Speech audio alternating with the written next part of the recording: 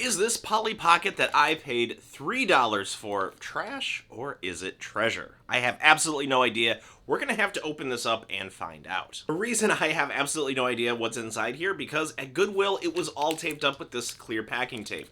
There was no convenient way for me to sneak a peek or take a look. I had to take a chance. So what do you say? Do we open this up? If I had to guess, by the rate things are shaking around, there is something in here. Now, I'm not familiar with Polly Pocket at all, but I was able to look this up. This is part of the Fairy Light Wonderland. I'm going to have to carefully remove some of the tape. I think the best way to do this is just go in between the seams here, because I don't think I'm going to cut the plastic. It is kind of, it's not clamshelling perfectly closed.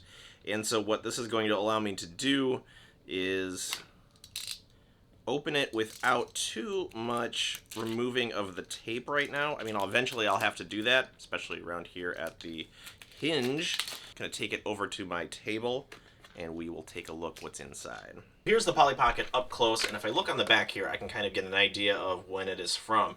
So it's a Bluebird from 1993. I did a little bit of researching, and it does seem the Bluebird ones, not the Mattel ones, are a little more sought after, so this could go for a lot depending on the condition of the actual playset. So let me open it up here. Having a tough time. Alright, so let's get this open up and see what is inside. And immediately I see two figures here. I believe this is Polly. I'm not too familiar with Polly Pocket stuff, so let's see if we can't focus on that. Is that a possibility to focus? No. So this is about as close as I can get Polly. It is a fairy Polly Pocket. Does still have the wings on there. Very delicate. And it looks like the hinge on that isn't all that strong. Now we're talking something 30 years old at this point, so it is quite a bit old. And we have this creature here. I have absolutely no idea if this is a Polly Pocket. I'm way out of my depth, but it looks like some kind of bear with pink hair. The one thing I'm noticing over here is like a switch of some kind that doesn't do anything. There are some hidden areas where I could store figures. And looks like the gates open up in. But I wonder, that looks like it's a, I'm not too sure. Let me grab my, I want to see if this is a battery pack, because looking at this, it seems like this could light up. And, oh, would you look at that? Inside, it's a little corroded. Tiny bit corroded, but I think the contacts are still good. Let me reach for some batteries here and see if this doesn't turn on. I wonder if those batteries are even any good. Oh, it does not seem to be turning on. I'm not quite sure if it's a battery issue or what. Let me try to get some other batteries out. It's not a battery issue, it is a unit issue. And speaking of that, it was about $100 or so if this was in like good working shape with all of the figures. It doesn't have that, so we're already kind of knocking dollars off, but I think we're still well over our $3 thing. Now, ooh, don't want to move that. Now on the top, there is a spinning carousel that I could put the figures in. There's this balloon that goes up and down, and I can kind of see now where the batteries would have different lights. So I'm guessing this lights up, I'm guessing behind here lights up, and all of these other clear translucent pieces would light up in a perfect world. And I'm wondering if I couldn't clean that up, if that would work. Here's kind of something funny though. So this piece right here, this water fountain, I'm guessing, has this really shiny mirrored chrome finish on the plastic. And then in this vanity here, it doesn't have the same treatment there. I wonder why this sparkly paint wasn't here and this chromed out part wasn't on that vanity portion. I'm really out of my depth when it comes to this. In fact, I don't know what I'm talking about when it comes to Polly Pocket, but I did want to get out something similar that I'm a little more familiar with. And that is these. These are the Mighty Max versions, which are basically just like Polly Pocket, but boy. And just so you can kind of see how these scale, I'm going to put the bear in this one, and you can see that it's relatively the same scale. So just like G.I. Joe took the concept of doll and turned it into action figure, Polly Pocket took these pocket size, or rather small, carry with you playsets, and Mighty Max kind of ran with that, because if I'm not mistaken, oh, yeah, you can see how much I paid for that one, $1.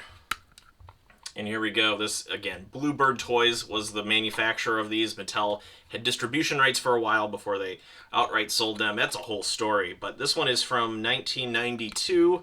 And let's see when this one is from. 1993. So these are relatively around the same time. And I think we absolutely have a treasure right here for $3. This is in great shape. A lot of the paint, a lot of the stickers in the back here, it's all working great. The one downside is the battery terminal is busted. And I think a lot of that has to do with just the corrosion that I see there, even though the contacts look good. I wonder if that's one of those things that I can clear up. And to clean that corrosion, because these are alkaline batteries, what you need to do is get some white vinegar. So the acid and then the alkaline base kind of neutralize themselves and take care of it that way.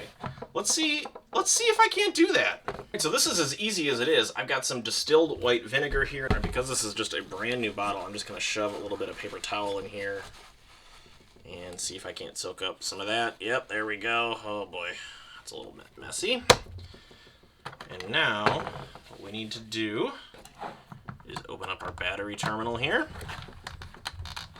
and see if I just can't neutralize some of those corrosion parts here. I'm going to take care as to not get this on the paint too much. I don't want the acid to eat away at the paint, but I gotta get some in there and just try to clean that up a little bit. Alright, so I've got the batteries in there. You can see now what I need to do is flip the switch and see if this thing starts glowing.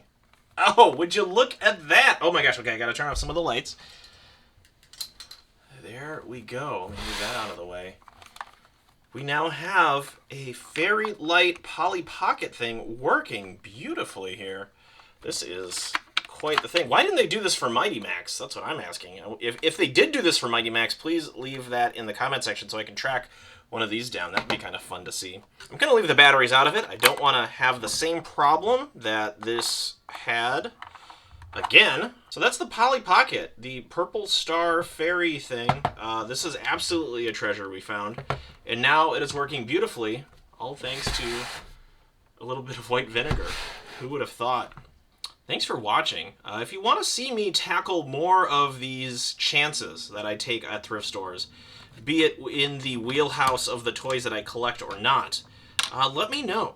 I know this is a little departure from the boy aisle stuff that I usually tackle, but Polly Pocket was quite the nostalgic force when this happened, along with, of course, Mighty Max. But for the $3 that I got for this, definitely a treasure, because the value of this is probably hovering somewhere $40, $50, just because I know we're not going to fetch that premium price with everything included. Be sure to follow, like, subscribe, get bells for notifications, whatever you need to do to watch more of these videos.